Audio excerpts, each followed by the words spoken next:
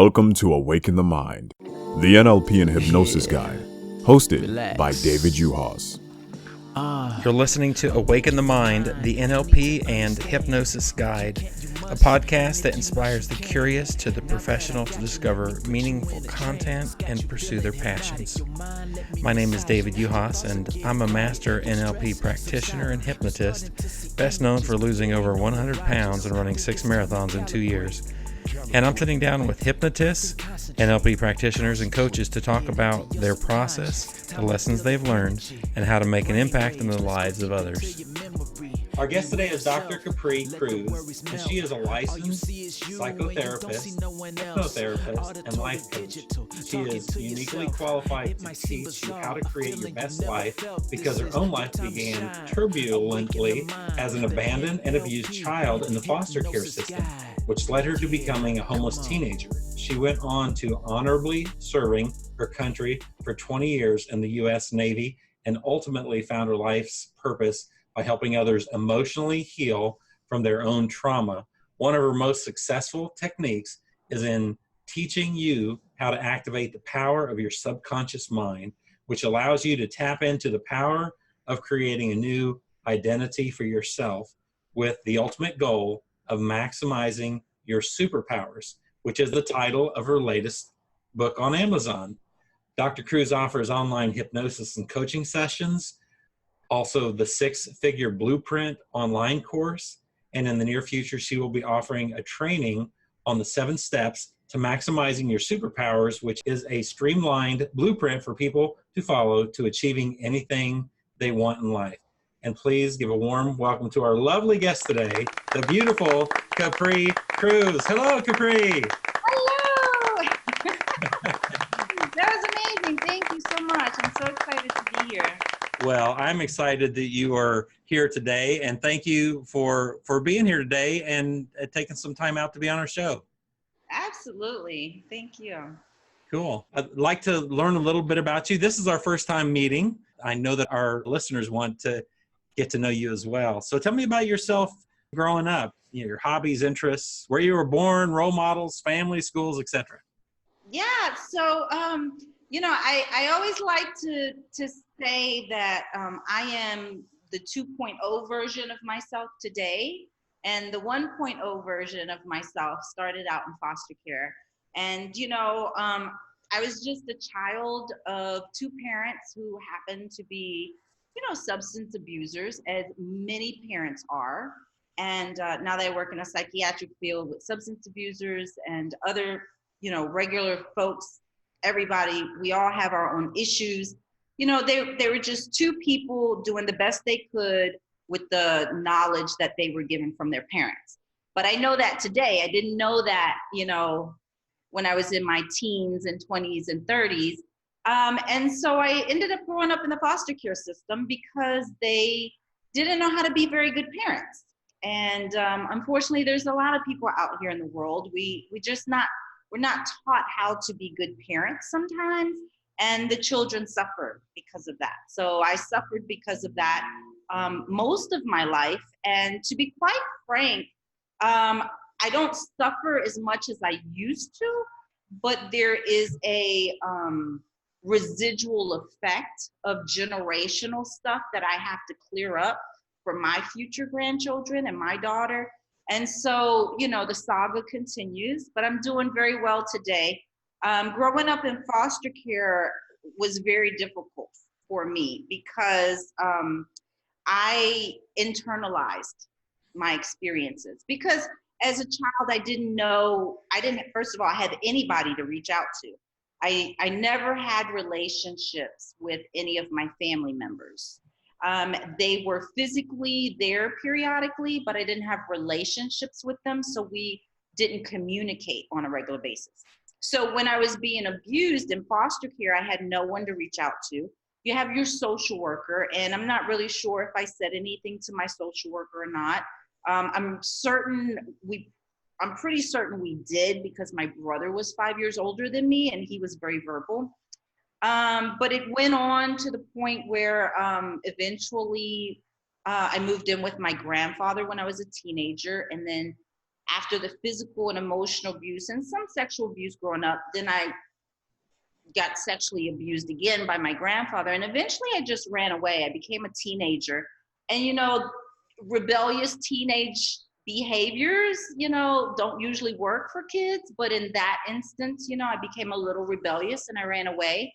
And then, that led to some homelessness. But eventually, it all came around, and I had a very loving foster mother who she invited me back in her home for 1 year before she kicked me out. And then ultimately I graduated. So I made it through, but it was extremely difficult. And it's become my life's work to help foster children now and other people, just people in general. So that's why I'm writing books like Maximize Your Superpowers, because to go from a child in foster care who had no protection from anyone, a little girl especially, little boys, not to say that they're any different, but they grow up and be a little rebellious and they just kind of take a life of their own. But for a little girl, you have to learn that you have superpowers and what that means so that you can survive stuff like that. The foster care system, how is it working and how can it improve? To be fair, I don't work directly in the foster care system. I don't work for DFACS, although I would love to. I've been trying to get into DFACS, and DFACS is the Department of Families and Children Services.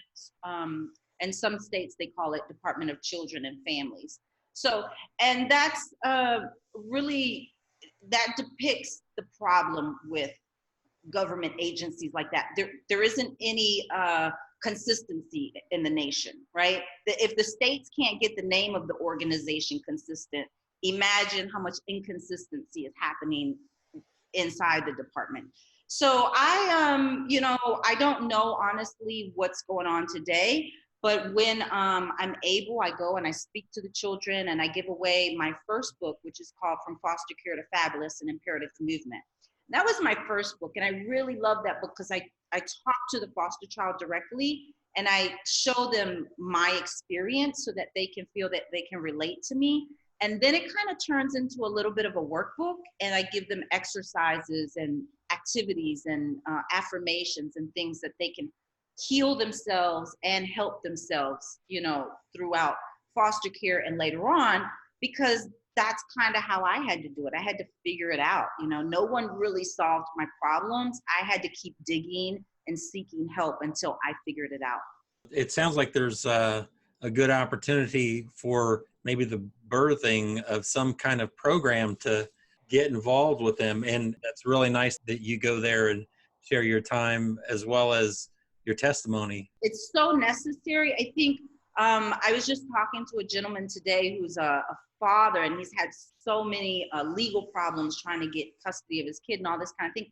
And I think anybody who goes through a test like that, a struggle, a challenge, whatever the situation is, you need to come back around and help society with it, because the lessons we've learned through that journey, whomever it is so unique and so specific that only that person that's gone, or those people who've gone through something like that, can really speak to it to that depth and on that level. Thank you for that work that you're doing. Yeah. That's beautiful. Yeah. So tell me about what led you to where you are now, psychotherapist, hypnotherapist, and life coach, as well as many other things. Yes, my gosh, my resume is crazy. And it's primarily because I want to leave a great legacy for my future grandkids. I said I have to make up for everything my parents and grandparents didn't do for me. So I want to make sure I do it for my grandkids. Give them something to be proud of, first and foremost, And before I tell you about how I became a psychotherapist, I just wanted to add on to your last question, what can DFACS and social services do better? Although I don't know exactly what they're doing, I can always say that confidently that the number of social workers or mental health therapists that work in DFACS needs to increase, because there's so many foster children in this nation. When I was doing my dissertation, I did a dissertation on the outcomes of foster children. And we were up to like 450,000 foster children per year. So if that's consistent every year, we've got millions and millions and millions of alumni. And so more social workers and less children per social worker, because the one consistent thing that I do see in the news, although I try never to watch the news, I'm anti-news, I can't do it. But you know, when I do catch it, it's that something was overlooked because social workers are inundated with paperwork. There's so much paperwork, writing notes, you know, these things, and I know they're necessary, but the paperwork could be scaled down so that we could get eyes on the children and visit them in person more often, and really sit with the parents, the foster parents, and get a good feel, because some of the things that's happening to these foster children is, you know, just despicable, you know, being put in cages and beaten to death and starved to death, and no one sees it because the visitation is not consistent, in my opinion, you know. Yeah. But all of that, you know, even understanding all of that, that's what led me to become a psychotherapist, you know, my own experiences in the foster care system. There was a period that you were in the military, right? Before that. Yes. 20 years, actually. Well, thank you for serving our country. Yeah, definitely. Thank you for acknowledging that. You know, it's not for the faint at heart. I will say that. I was very just young and dumb and naive, and you know, I always make it a point to say and to bring awareness to people that I was never taught how to think. And so I want people to understand that when you have children, although they have a brain and they have the organ in their head to think, we actually have to teach children how to think smartly. And so since I was young and naive, I just went in the military and thought it was one thing, I guess. And I learned very quickly it was something different. But yeah, I went there, you know, really on a whim. I passed by the recruiter station and I went in looking for a friend. And a couple hours later, I had signed up. So it was an easy recruit for them. Is there anything that you want to share with your experience with trauma in that arena? So trauma, you know, I would like to say that trauma shows up in many different forms. Trauma is very subjective, right? Actually, this is a very true statement. I was sexually abused, but I never emotionally connected to that sexual abuse. I never owned it. I never said I was the victim of this situation. I just, you know, the meaning that we give an experience is going to be how it affects us. And so because I never emotionally attached myself to that sexual abuse, I objectively understood what happened. I was not traumatized like some people are by that sexual abuse. That sexual abuse had a very small effect on me throughout my lifetime. What did have a great effect on me was the other trauma, which was not having a relationship with my parents, not having a relationship with any family, feeling very alone and isolated, and watching the physical abuse that my foster parents did to my brother. So the abuse that I endured, some of it was traumatizing. Like there was a girl in foster care who she put a pillow over my face and tried to suffocate me. And that was traumatizing to me. And to this day, I have a little claustrophobia. And I think it's because of that, right? But those kinds of things were traumatizing to me. The instability of it all traumatized me to the extent that it replicated itself throughout my life. Trying to create stability, even at 48 years old, is difficult for me. I always find that I'm constantly moving. And part of that was the military also, to be fair, you know, it's just my lifestyle kind of went that way. But it was traumatizing to me because I couldn't figure it out to solve it. You know, when it's constantly like repeating itself in your life, that's trauma. That's a certain level of trauma. You had done some work with people in the military. I don't work with everybody, Dave. My resume is like crazy bananas. Yes, I've done work with the military. I've worked with foster children, low-income families. I work in a psychiatric hospital right now. I work with substance abusers as well. Those were my first clients. I love to work with people who are struggling with substance abuse because I understand them. I understand the etiology of substance abuse. And so, but the pinnacle for me was a psychiatric hospital, because I said, if I'm going to be the real deal, as a therapist, you got to work in a psychiatric hospital with the real deal patients. And so I really love working just with all of my patients, because I learn from each and every one of them just as much as they may learn from me. But I go in there every day with my eyes opened. And just the other day, I worked with a patient who was detoxing from methamphetamines. And, he acted out in certain ways that I feel like I should have caught on to earlier, because there was a situation that happened afterwards that I feel like I could have prevented had I been a little sharper on it. But, I took it as a situation I learned from, and I said, okay, the next time I see a patient with these signs, I know what to do. Well, tell me about your book, Maximizing Your Superpowers. Maximize your superpowers. So, I'm just very enlightened these days, right? And I'm constantly growing and receiving revelation. I'm very spiritually led. And for me in my life, I feel that although the road shifts, sometimes I have been shown my path, and I'm very keen on what my purpose is in this moment. Although I understand that we have different stages of life, and so that purpose can evolve and change.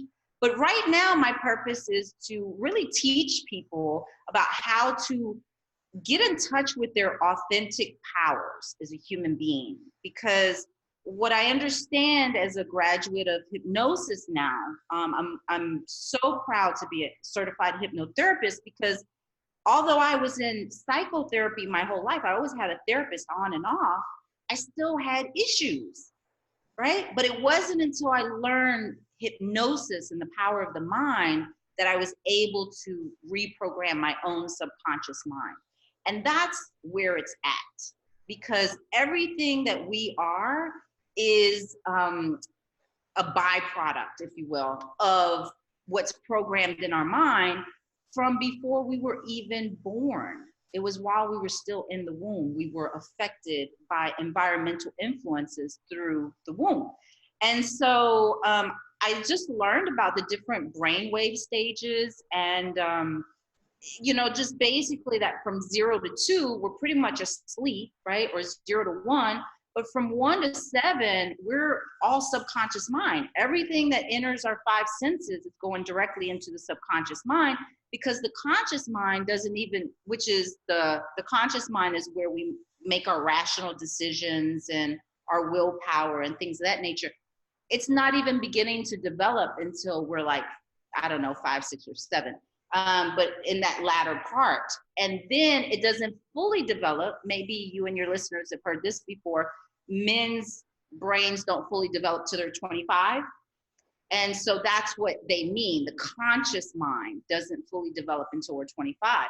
So when I really understood the workings of the brain, I was like, okay, I know how to fix some stuff now.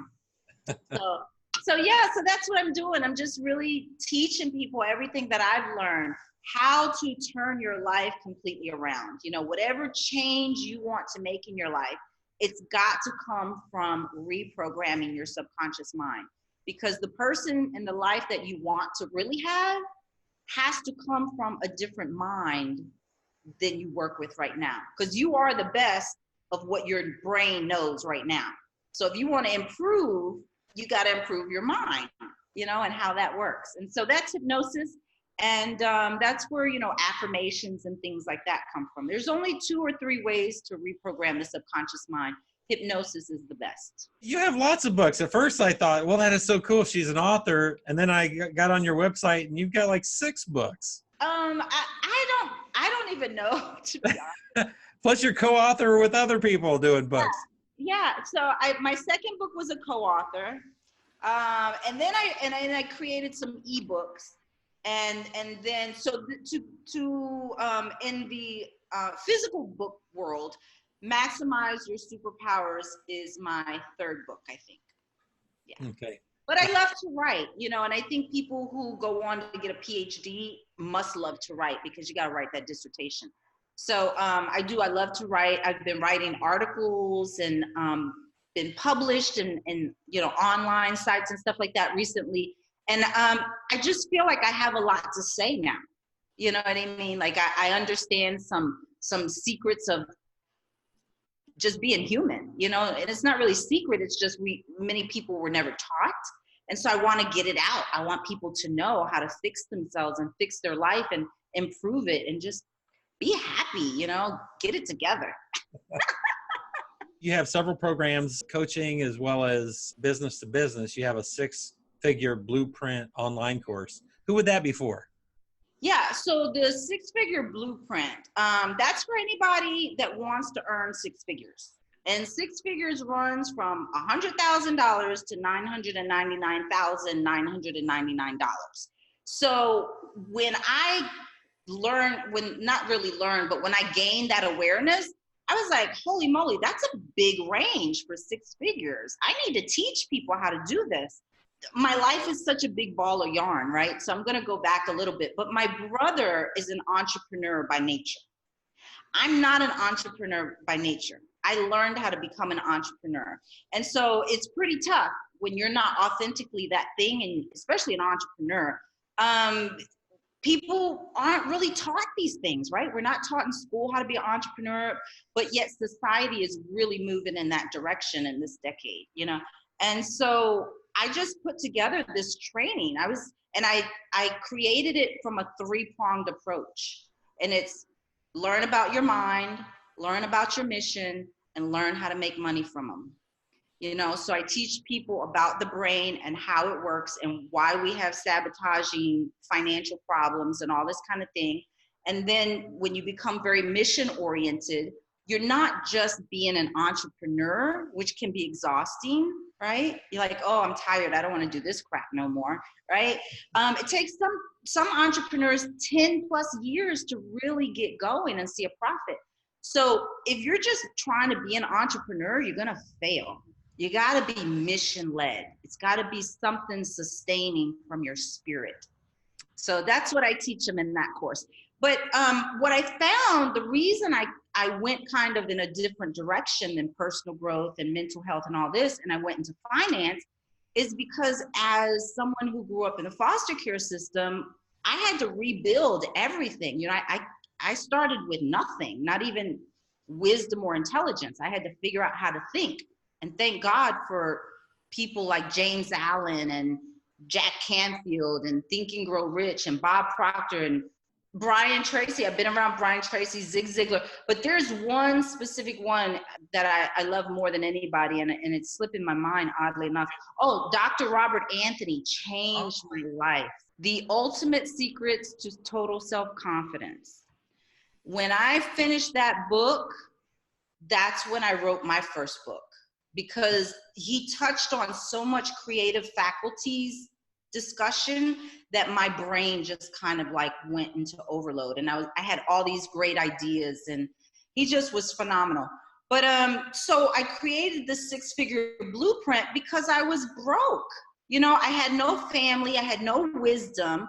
I retired from the military and I was still in dysfunctional relationships. I got out of my last domestic abuse relationship when I was 37 years old. So when I retired and I learned, I had like this huge epiphany at 37. My whole life changed. And part of that was I need to get my finances together. I need to learn how to make my own money, because as a psychotherapist, if you're not state licensed, and this goes for any state regulated career field, law or water damage, plumbing, anything. If you don't have that state license, you can't work. And so the therapy state, the clinical license is a beast. Like it's very difficult. It's comparable to the law, the bar exam. And so I just came up with a formula after all of my studies. I just consolidated, the information down to a training program. I was like, let me save people decades of figuring this out like I had to. And Nice. so that's kind of part of my calling too, take everything I learned and condense it and give it to them. I think it was Brian Tracy. I also love Jim Rohn, by the way. Oh, that's him. That's him. Oh my God. It's hot in California, okay? It's like 110 degrees today. Jim Rohn is the man that I never had. He was my first awakening. Oh, my Lord. God bless him. Yeah. I learned of Jim Rohn through several other books. They would talk about this Jim guy, and then sometimes they say Jim Rohn. And I always love to, in an author's book, dive backwards into where they came from, the books and training. And this Jim Rohn guy kept coming up. I really love his trainings. And I would have loved to have met him. Of course, he's not with us anymore. But as he talked about in his trainings, I just hope that someone will pick up this book and dust it off, and my legacy goes on. God, he was salt to the earth. So awesome. Love him. I just recently met Dr. Bruce Lipton. And so he's my second Jim Rohn, like the second coming of Jim Rohn for me. Nice. Yeah. He wrote a book called The Biology of Belief, which he was kind enough to send me a copy personally, because I saw him at the conference. I'll tell you very quickly, I was going to buy his book on Amazon. I remembered his website was giving away a free first edition if you bought $25. And there I saw his schedule, and it just so happened he was here in Pasadena. So I hopped in my car in 20 minutes, but I missed his lecture. But I saw him leaving, and I was like, Dr. Lipton, Dr. Lipton. And so we spoke for a few minutes, and he's like, did you buy my book? And I said, no, I just jumped in my car to come meet you. And he said, don't buy it. He said, I'm going to send you one. And so I got it like the other day. He's amazing. I love him, Dr. Bruce Lipton. You have a program, Fostering Hearts and Homes Foundation. Can you share? Oh my gosh, yes, I can share about that. That's my nonprofit. Oh, would you like to hear how that kind of came about? Absolutely, please. I have tapped into learning how to manifest. And before I understood that I was manifesting, now that I look back, I'm like, oh, okay, I see how that happened. And so in Atlanta, I consider Atlanta, I was living in Atlanta, Georgia, and it's kind of the networking capital of the world to me. There are so many networking events. Everyone is very, they want to collaborate, a lot of collaboration in Atlanta. And so as I was going to these networking events and I was beginning to become a public speaker, I just saw everyone had a nonprofit. And I said, well, this was probably in 2011, about 11. And I said, well, I guess I need a nonprofit. But I didn't think too much about it. It was just kind of like a thing, I thought, right? And so I came across this article of this foster care alumni, and he's a wealthy foster care alumni. And I said, I need to meet this man. And so I contacted the journalist, and I was like, can you tell him my story? I'm an alumni, and I'm doing this work for foster children. I'd love to meet him. And so I met with him, and he as I was leaving, I just happenstanced upon the question of, hey, by the way, do you know of any lawyers I could call to open a nonprofit? And he said, yeah, as a matter of fact, I have a lawyer. And I was like, okay. And he was like, don't worry about it. I'll call my lawyer and I'll handle it for you. Oh, nice. So he created my nonprofit for me. Oh. And I was like, oh my gosh, like who does that, right? But people who pay it forward do that. Yeah. And so my nonprofit now provides the first book that I wrote, From Foster Care to Fabulous, Imperative Movement. So I provide that book for free to foster children when I go around and speak, specifically through DFACS. And I also provide housing for homeless foster care alumni who are homeless. Nice. Yeah. So literacy and housing were the two most important things that I needed in my life. So I wanted to pay that forward to them. Well, thank you again for all this wonderful work that you're doing. I'll speak for myself, because I feel called. It's even though it is work, it is exhausting. You're doing all of this stuff, but you don't really get tired. See, when I was in the military, I wasn't aligned with that work. That wasn't my calling. So I really was miserable for maybe 18 of those 20 years. Like, so miserable. I was alcohol dependent to be happy, and because I didn't know how to be joyful.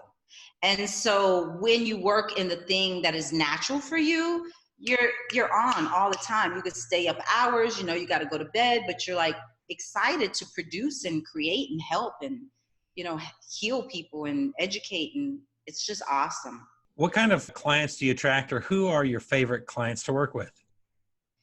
Anybody who feels powerless, because that's where I come from. I didn't know I had personal power. Anybody that has a problem and doesn't know how to solve it, that's my favorite client. Because what I hear other people say to them is, shut up, be quiet, nobody wants to hear you complain, figure it out. People that have a problem and don't know how to fix it, they get pushed to the side. And especially on social media, I see, everybody pushes all this great information and quotes and go, go, go, rah, rah, rah. But the reality is, when you have an emotional issue or you have some emotional depth to your problem, it's not just something you can logically figure out. Or even if it is something you can logically figure out, you need connections to people who have been there and done that. Like if I need a social media expert, don't tell me just go home and figure it out, because I've already tried and my brain doesn't work that way. So when I see people who have problems, insomnia, relationship, trauma, personal confidence, and they're like, I just don't know what to do, I could help them in a hot second. I'm like, girl, let me tell you what to do. This is what you do. But I'm also a therapist, so I know the power of listening, which takes patience. And many people in society don't have patience because we're in instant gratification, Instagram, Facebook, boom, boom, boom, boom. People lack patience these days. And so to sit with someone and be concerned about their pain takes a certain quality type of person that isn't very visible these days. What is on your bucket list? You've done so much already. What's left to do? Oh my gosh, what's left to do? So I'm working to get me my 5-bedroom, 4-bath, 8-car garage beach house with an infinity pool and a guest house for my future kids, my grandkids and foster kids. So I have really big dreams, but not like Elon Musk. I don't want to go to Mars or anything like that. But I would like a Tesla. I saw a Tesla that looked like a McLaren the other day. I thought McLaren was the car that I wanted, but I saw this Tesla that was a sports car. I'm a big sports car fan. So I think I want that. But my biggest bucket list item, I think, is I just want to be invited into DFACS to talk to these kids, these foster children, so I could really help them. That's who I was born to help. And I need to get in that lane. And it's a very difficult lane to get into. You got to be invited. And so, relationships are really important. So DFACS, call me. Yeah, that's my biggest bucket list thing. I want to help these kids because I could solve many of their issues very quickly with hypnosis, with certain books that they can read, love, support, just different little things that don't even cost money. You know what I mean? It's a lot of things that we need as children, abused children, just human beings in general, is to feel acknowledged, to feel like someone sees me and they're interested in what I'm feeling and saying. And even if I'm looking angry right now or I'm high, don't just dismiss me, because I still have feelings, and I get that. What's next for you? Presentations, trainings, any that you're giving or attending? So yeah, absolutely. So I'm working on, I did a seminar recently called Maximize Your Superpowers. So it's basically 7 steps to achieve anything you want in life. So I've kind of streamlined Maximize Your Superpowers. The book itself talks about different things you can do to exponentially create results in your life. But the 7 steps that I'm creating the seminar for, I'm going to record it and sell it as a training as well. They're not included in the book because I went a little deeper and I combined the elements of the spiritual world with the elements of the subconscious mind and just how we work as humans. And I brought them together. And if you're aware of these 7 things and you follow the program and you create your own information to stick in there, you can do anything you want in life. And I think that's what people need. They need a formula. If you have a formula to think, you'll make better decisions, to think smartly. You make better decisions. If you have a formula to make money, like in a 6-figure blueprint, you're going to earn money. If you have a formula to maximizing your superpowers and achieve anything you want, that formula is the formula. When we go into chemistry class, if we want to create a particular thing that bubbles or whatever, they do in chemistry, I don't know. You got to follow a formula. When you get refinanced, they have a formula. If you don't fit this formula, you don't get the loan. Everything is a formula. You got to know what you're doing. So I'm definitely creating seminars. That's going to be the future of my work, that and speaking. And then obviously my hypnosis private practice. I offer a month hypnosis private practice program because to be fair to people, one session, yeah, maybe you'll see results, but if you're really in it to win it, you got to do at least 2 or 3 or 4, you know what I mean? To really get in there. And they have to be committed if they really want to see results, and so I just stopped doing the individual sessions because commitment is such a huge principle to becoming successful. So if you're not committed to your own mental health and your own well-being, there's got to be a level of commitment there. And so, I'm committed to helping people, and I just want people who are committed to wanting to get help. Absolutely. I hear what you're saying. I recognize that clients have got to have skin in the game, and the coach isn't there to do the work for them. Mm-hmm. We're there to be alongside of them, but it's a waste of their time as well as our time if they don't got the skin in the game. Yeah, it really is. And it's taken me 48 years to learn what I know. You know what I mean? And so I just don't, if you're not going to be responsible with it, I got people that do want real help. You know what I mean? And I said that to somebody the other day and he didn't really like that. Well, that's okay. You can't say that to me. And I was like, well, if you don't want to get sober, he got very offended. But, it's true. And I think sometimes we got to put it out there to them like that so they can, he did kind of wake up. He was like, oh, she's not messing around here. She's serious about helping me. And so he got a little bit more serious as well. Sometimes tough love is tough. Yeah. How do you want to be remembered? Oh, how do I want to be remembered? The first thing that came to my mind is that she was a badass. I see that.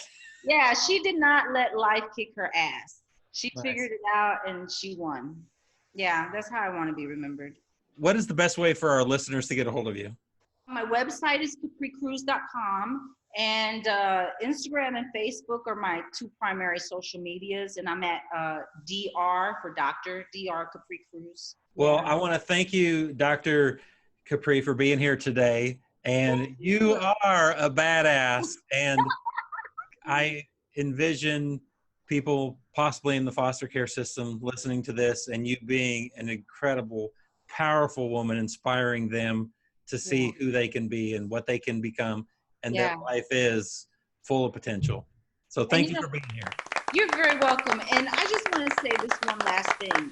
I did not know who I was because I didn't have family. And so I learned who I was through the Word of God. The Word of God was my first introduction to who I was. And from there, I've just kind of exploded. I was like, oh, okay, I'm that? oh, okay, that's cool. Because somebody's got to tell you who you are until you get to a point in life where you can declare who you are. Nice. You know what I mean? You got to have some sense of identity. So if people don't know who they are, that's a very good place to start in the Word of God. Amen. Absolutely. Thank you so much. Thank you. Thank you for joining us today with Awaken the Mind, hosted by David Juhas. Relax. Awaken the mind. You need to understand. If you can't, you must. And if you must, you can. Now that I got you, let me put you in a trance. Got you feeling hypnotic. Your mind, let me massage it. Your thoughts are getting quiet. Your stress subsiding. You starting to see images, but it ain't no mirages. Think it's time to calibrate. Take a breath and concentrate. Get into your subconscious. Time to feel the energy, the brain waves. Let's go deep into your memory. Beware of self. Let the worries melt. All you see is you and you don't see no one else. Auditory digital, talking to yourself. It might seem bizarre, a feeling you never felt. This is your time to shine. Awaken the mind. The NLP and hypnosis guide. Yeah, come on.